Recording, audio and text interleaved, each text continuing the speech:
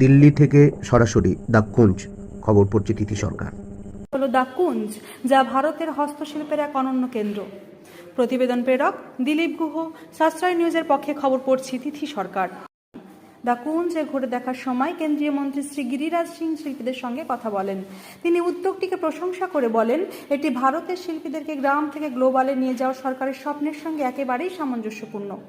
খেল খেল, চতুরঙ্গ, শতরঞ্জের মতো ঐতিহ্যবাহী ভারতীয় খেলার পুনরুজ্জীবন, সঙ্গে 50টিরও বেশি হ্যান্ডক্রাফটেড দাবা সেট, গান্ধী বিরাসত দৃষ্টি, হ্যান্ডমেড কাগজে ক্যালিগ্রাফি ও শিল্প প্রদর্শন। খেল শিল্পকলা নিয়ে তিনি কি বলছেন আমরা এবার শুনে নেব।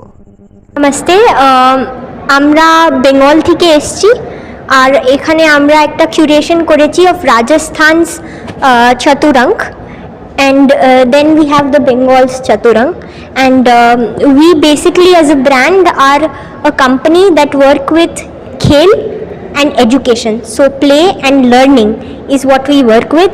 We have worked in this space for 15 years and we are trying to integrate it in schools where a teacher can teach about games and about education.